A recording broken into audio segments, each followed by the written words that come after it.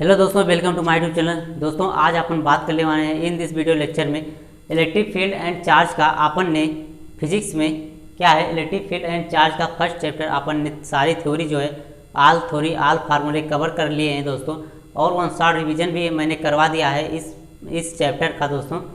अब अपन इस video lecture में अपन बात करेंगे इस चैप्टर से किस प्रकार से क्वेश्चन जो है पूछे जाते हैं आपसे। ठीक, तो मैं एक क्वेश्चन आपके लिए यहाँ पर लेकर आया हूँ। क्या है क्वेश्चन, ये आपको क्वेश्चन आप रीड कीजिए, मैं आपको बता दे रहा हूँ इसमें क्या है इस क्वेश्चन में। ठीक, और क्या फाइंड करना है आपको ध्यान देना है दोस्तों कि किस प्रकार से क्वेश्चन करते हैं। मैं यहाँ पर एक कॉन्सेप्ट यूज करने वाला हूँ दोस्तों, वो बहुत इंपॉर्टेंट है। उस कॉन्सेप्ट के आपको जरूर देखना है दोस्तों। ठीक, अटेंशनली पूर्वक फोकस कीजिए अपने स्क्रीन पर। मैं यहाँ पर आपको बताने जा रहा हूँ कि इस क्वेश्चन का सोल्यूशन आप कैसे करोगे और कॉन्सेप्ट क्या यूज करोगे। ठीक, यदि आपको कॉन्सेप्ट क्लियर हो गया दोस्तों तो ऐसे क्वेश्चन आप कई क्वेश्चन जो है सॉल्व कर सकते हो। किसी क्वेश्चन को आप क्या कर सकते हो दोस्तों, सॉल्व कर सकते हो। ठीक, तो मैं यहाँ पर इस क्वेश्चन के बारे में बता देता हूँ बेसिकली रूप से।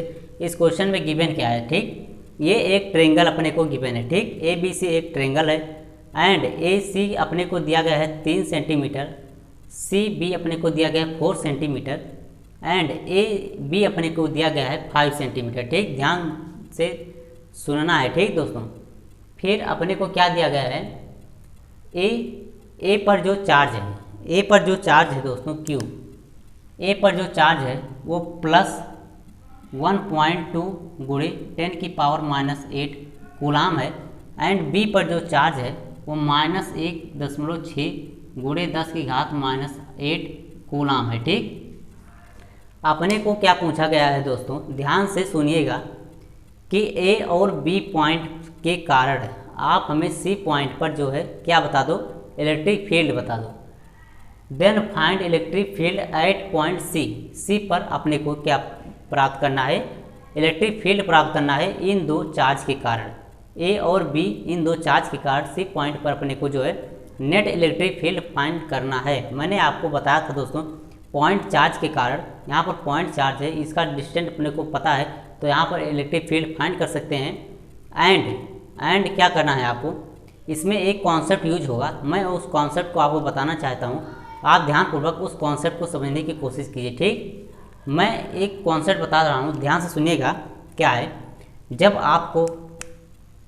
आपको इस प्रकार से क्वेश्चन गिवन हो, इस प्रकार से जो है डायरेक्शन इलेक्ट्रिक फील्ड के हो तो उसका नेट इलेक्ट्रिक फील्ड कैसे फाइंड करते हो, जब दो चार्ज के कारण ऐसे कॉन्सेप्ट यूज होते हैं। ठीक, जैसे आपका एक पॉइंट ये है। ठीक, इस पॉइंट पर एक इलेक्ट्रिक फील्ड जो है, इस पॉइंट पर एक इलेक्ट्रिक फील्ड जो है E1 इस साइड लग रहा है, E1 इस साइड लग रहा है। ठीक, ध्यान सुनिएगा।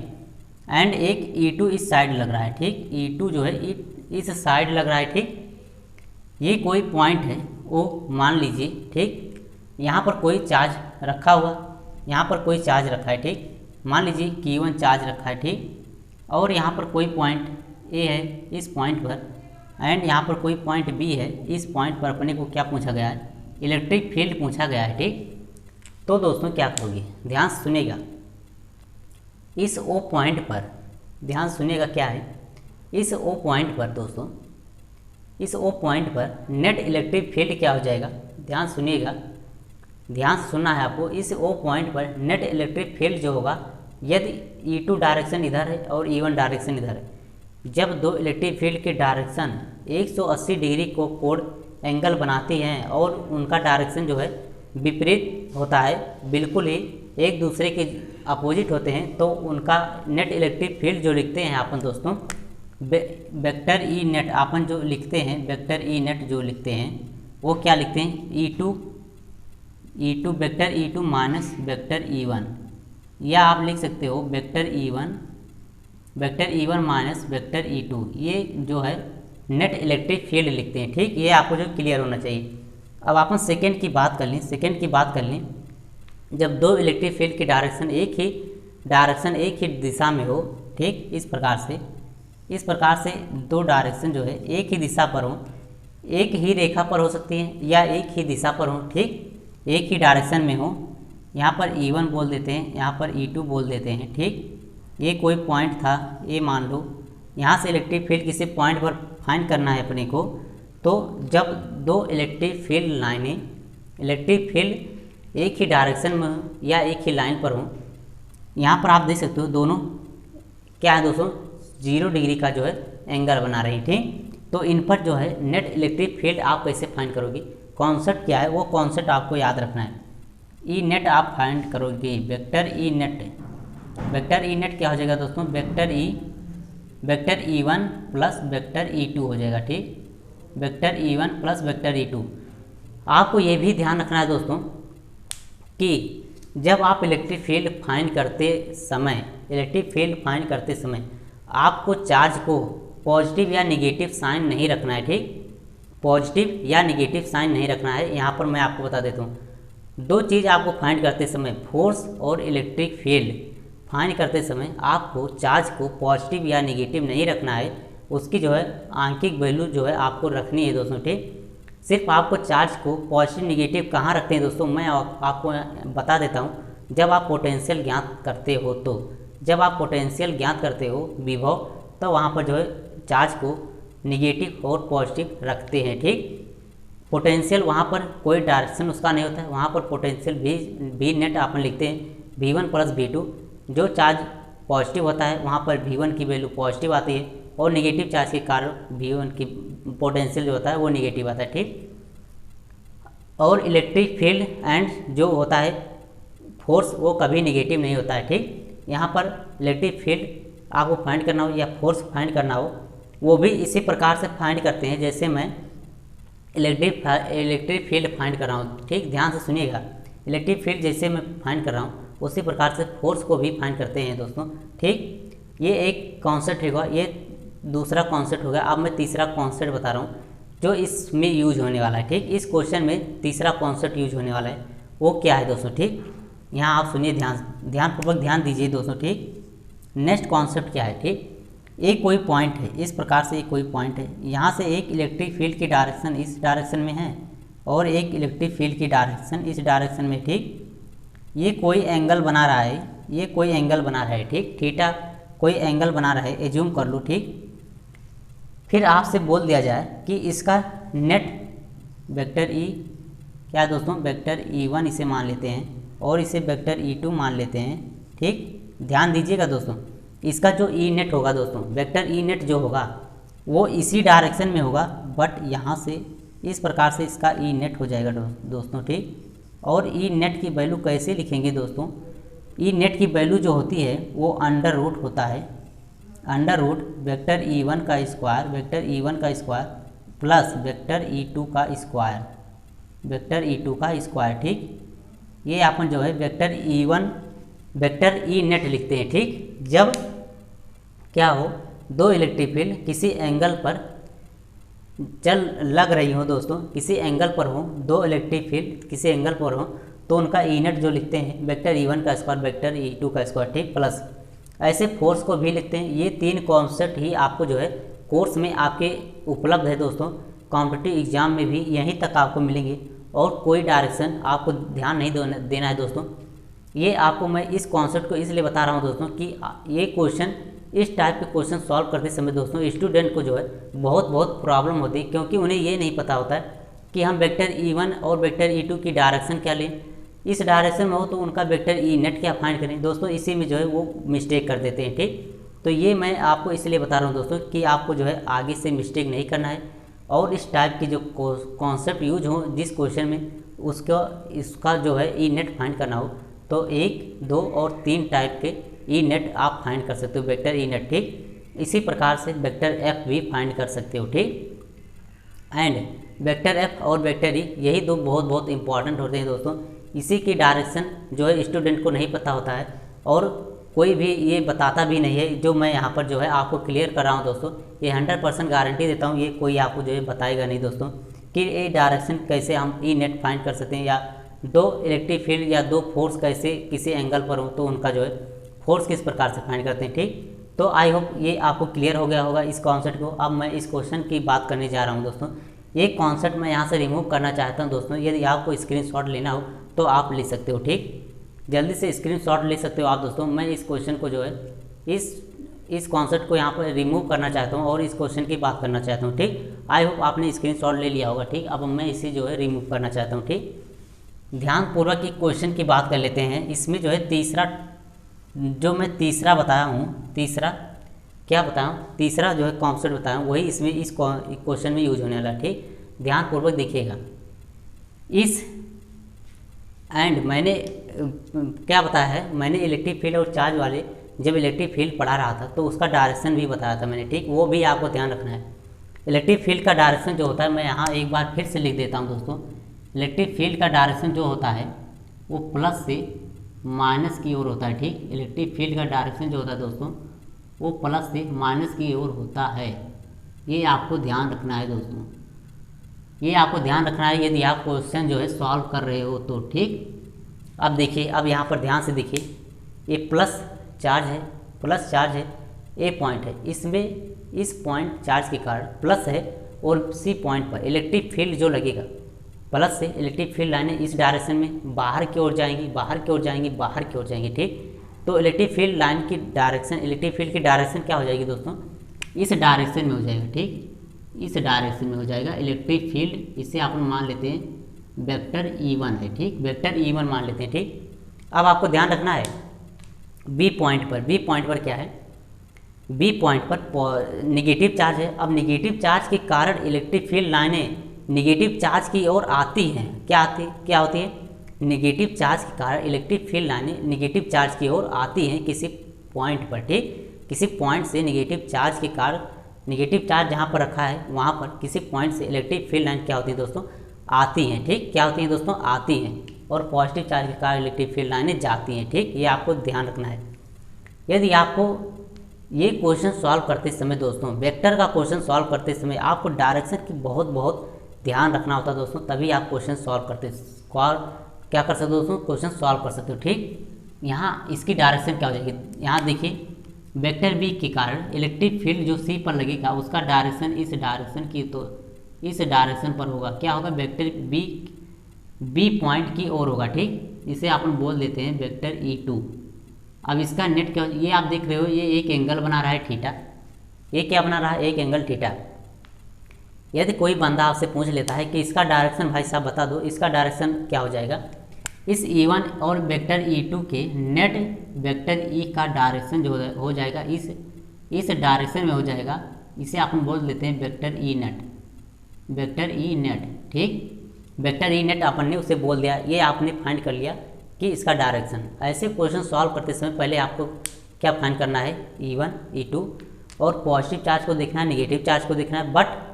बट मैंने आपको बताया दो चीज़ें आपको ध्यान रखनी है कि फोर्स फाइंड करते समय और इलेक्ट्रिक फील्ड फाइंड करते समय वहाँ पर चार्ज को क्या रखना है, पॉजिटिव और नेगेटिव नहीं रखना है दोस्तों, उसका आंकिक वैल्यू ही रखना है। सभी स्टूडेंट क्या करते हैं दोस्तों, वो सोचते हैं कि यहाँ पर पॉजिटिव चार्ज है, नेगेटिव चार्ज है, तो साइन के साथ ही रख देते हैं दोस्तों, क्योंकि उन्हें ये नहीं पता होता कि इसमें कॉन्सेप्ट यूज क्या हो रहा है। ठीक, तो मैं जो बता रहा हूँ उसे ध्यान से सुनिए। ठीक, ध्यान से सुनना है आपको। क्या है, मैंने यहाँ आपको बताया, अब मैं इलेक्ट्रिक फील्ड लिख रहा हूँ E1, वेक्टर E1 लिख रहा हूँ ए पॉइंट से सी पॉइंट पर। ठीक, ध्यान से सुनिएगा। वेक्टर E1 का फार्मूला, वेक्टर E का फार्मूला क्या होता है दोस्तों, 1/4πε0 Q/r²। ठीक, R क्या है, 3 सेंटीमीटर। अब मैं आपसे एक और बात कर लेता हूँ दोस्तों, ध्यान से सुनिएगा। हमें इसमें 3 सेंटीमीटर में गिवन है, अपन जो है 3 सेंटीमीटर में ही बात कर लेते हैं। ठीक, इसे आप मीटर में भी चेंज कर सकते हो। एक मिनट दोस्तों, ध्यान से सुनिएगा। यहाँ पर 1/4πε0 की वैल्यू जो होती है, यहाँ पर मैं आपको बता देता हूँ। 1/4πε0 की जो वैल्यू होती है दोस्तों, 1/4πε0 की जो वैल्यू होती है वो 9 × 10⁹ वेक्टर E का फार्मूला क्या होता है दोस्तों, वेक्टर E का फार्मूला होता है 1/4πε0 Q/r²। तो यहाँ पर 1/4πε0 का जो यूनिट हो जाएगा, क्या हो जाएगा दोस्तों, ध्यानपूर्वक सुनिएगा। इसे आप अपोजिट कर दोगे, ये ऊपर जाएगा एंड ये भी, और न्यूटन। ठीक, ध्यान से सुनना है, क्या हो जाएगा, न्यूटन मीटर होता है। ठीक, वेक्टर E का जो है न्यूटन प्रति मीटर होता है। ठीक, आपको ध्यान रखना है, न्यूटन प्रति मीटर। तो इसका क्या हो जाएगा कूलाम, इसका जो हो जाएगा दोस्तों कूलाम स्क्वायर, यहाँ पर इस प्रकार से लिख देते हैं ठीक, कूलाम स्क्वायर प्रति न्यूटन मीटर स्क्वायर ठीक। इसका जो हो जाएगा, ये आपको ध्यान रखना है, बहुत बहुत ध्यान रखना है आपको। 1/4πε0 की वैल्यू 9 × 10⁹ कूलाम स्क्वायर प्रति न्यूटन मीटर स्क्वायर में होता है ठीक।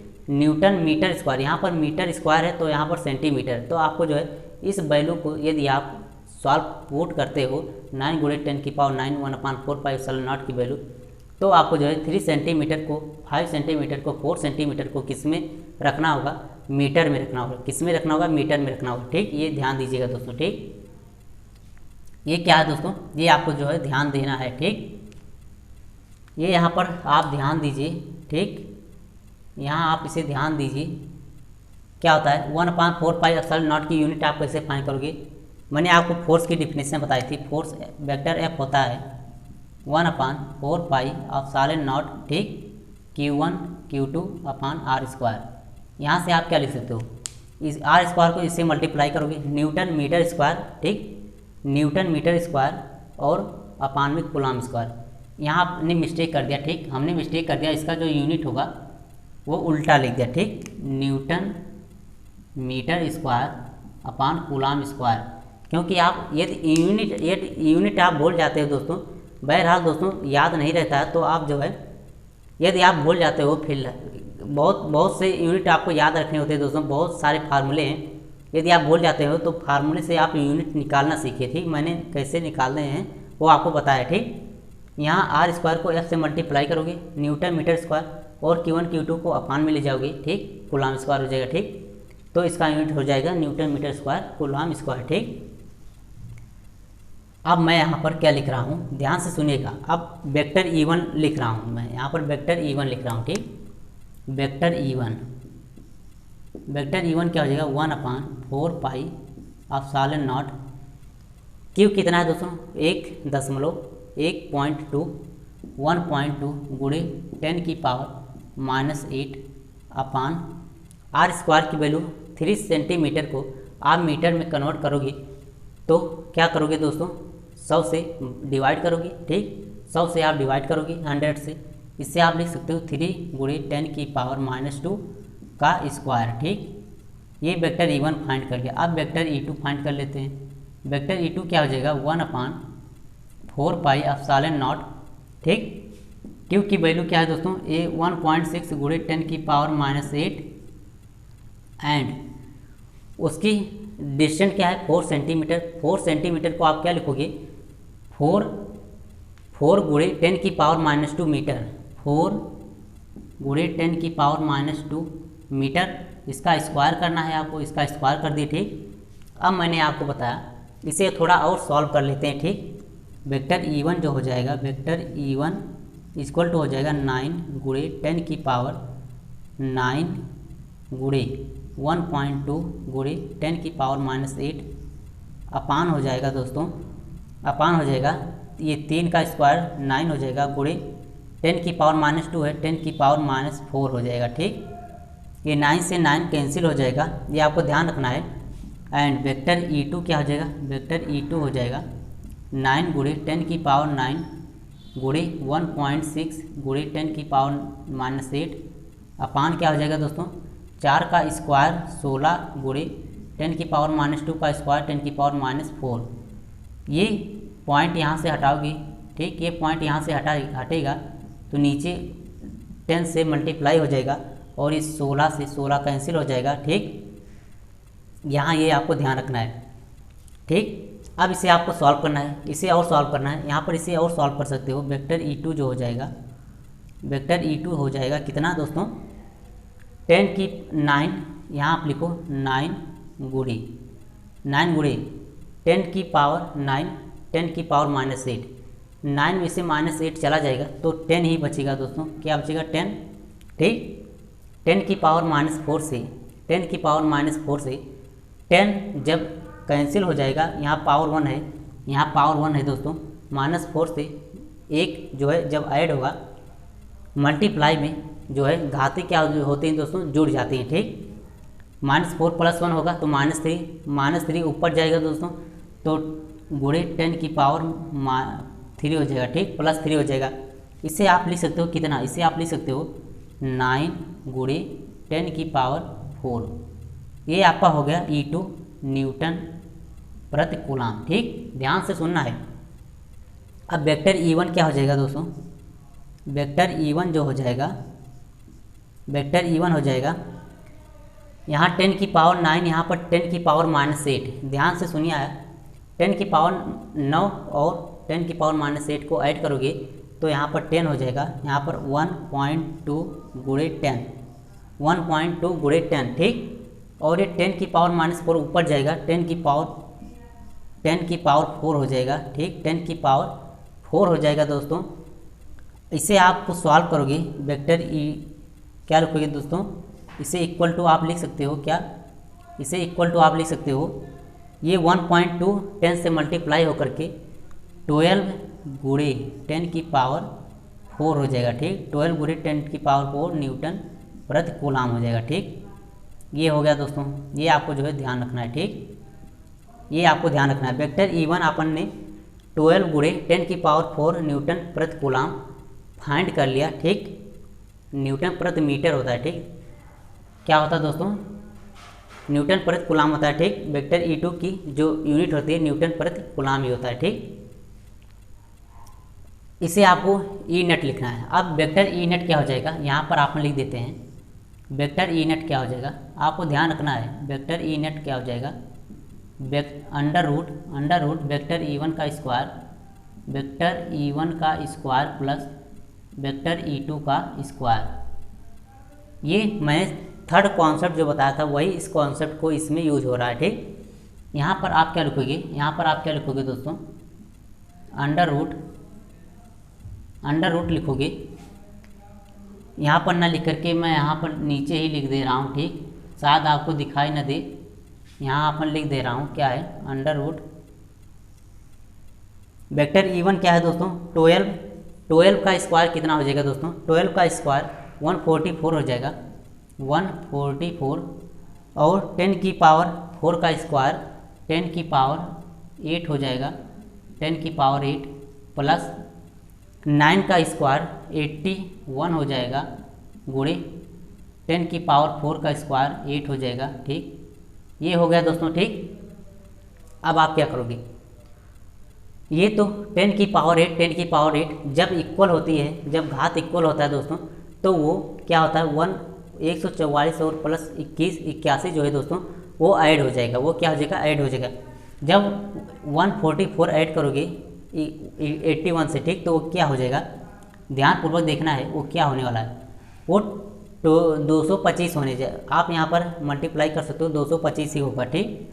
मैं यहाँ पर लिख दे रहा हूँ अंडर रूट 225 गुणे 10 की पावर 8, जब इसका वेक्टर ई नेट ये होगा, ये वेक्टर ई नेट हो गया, ठीक, ये वेक्टर ई नेट हो गया अंडर रूट 225 गुणे 10 की पावर 8। इसका आप इस वर्गमूल लेना है, स्क्वायर रूट लेना है, तो यहाँ पर इसका जो आंसर हो जाएगा, फाइनली आंसर जो हो जाएगा दोस्तों, vector E net equal to हो जाएगा 225 का जो स्क्वायर रूट हो जाएगा 25 कितना हो जाएगा, 15 हो जाएगा दोस्तों, 15 गुणे 15 25 होता है, ठीक। 15 गुणे 10 की पावर 8 का स्क्वायर रूट 4 हो जाएगा, 10 की पावर 4, ठीक। जब स्क्वायर रूट होता है पावर में तो उसे 2 से डिवाइड कर देते हैं, 1/2 से मल्टीप्लाई करते हैं, ठीक। ये आपको पता होगा यार, बेसिक ही है, यहाँ पर मैं क्यों बता रहा हूँ, ठीक। 10 की पावर 8 हो जाएगा, ये हो जाएगा न्यूटन प्रति कूलाम, ये वेक्टर ई नेट हो गया दोस्तों, ये क्या हो जाएगा, वेक्टर ई नेट, ये इसका फाइनल आंसर हो गया, ठीक। ये क्या हो गया दोस्तों, इसका फाइनल आंसर है, ये इसका इस क्वेश्चन का फाइनल आंसर है। यदि इसका डायरेक्शन भी पूछा जाए तो इस डायरेक्शन में होगा, किस डायरेक्शन में, इस डायरेक्शन में, ठीक। आई होप दोस्तों ये क्वेश्चन आपको समझ में आ गया होगा। ऐसे ऐसे क्वेश्चन बहुत आपको मिलेंगे आपके बुक में, तो मेरा सजेशन क्या है दोस्तों, मैंने कॉन्सेप्ट को अच्छी तरीके से आपको क्लियर किया है, उस कॉन्सेप्ट को आपको ध्यान रखना है। वही कॉन्सेप्ट यूज कीजिए, आपसे किसी क्वेश्चन में प्रॉब्लम नहीं होगा। और ये कॉन्सेप्ट जो मैंने बताया वो क्या है दोस्तों, कोई नहीं बताता है, इसीलिए स्टूडेंट इस क्वेश्चन को, ऐसे क्वेश्चन को सॉल्व करते समय घबराते हैं और मिस्टेक भी कर देते हैं और उनका 100% गलत भी हो जाता है। ठीक, तो आपको मेरे कॉन्सेप्ट बताए कि कॉन्सेप्ट को याद रखिए, जैसे मैंने यूज किया वैसे आप यूज कीजिए और क्वेश्चन सॉल्व कीजिए। 100% आपका क्वेश्चन सॉल्व होगा और करेक्ट भी होगा दोस्तों। यदि आपको मेरा वीडियो लेक्चर पसंद आया दोस्तों तो प्लीज़ क्या है दोस्तों, सब्सक्राइब, लाइक एंड शेयर जरूर कीजिए एंड बेल आइकन बटन को दबाना ना भूलिए दोस्तों, ताकि दोस्तों क्या है आपको ऐसे अपलोडेड वीडियो पर डे आपको मिलती रहे दोस्तों। शेयर जरूर कीजिएगा दोस्तों, क्योंकि मैंने जो इम्पोर्टेंट बताए हैं कॉन्सेप्ट वो और भी स्टूडेंट देखें और पढ़ें भी, ठीक, उनको भी क्लियर हो और वो भी क्वेश्चन कर सके। ठीक, तो मेरा यही पर्पज़ है दोस्तों, अधिक से अधिक स्टूडेंट जो है अपने माइंड, अपने ज्ञान को विस्तृत करें और उन्हें अच्छी पढ़ाई मिल सके दोस्तों। ठीक, जो कोई नहीं बताता है वो यहाँ पर मिल जाएगा दोस्तों। ठीक, मिलते हैं नेक्स्ट वीडियो लेक्चर में, तब तक के लिए goodbye and best of luck दोस्तों। Thank you.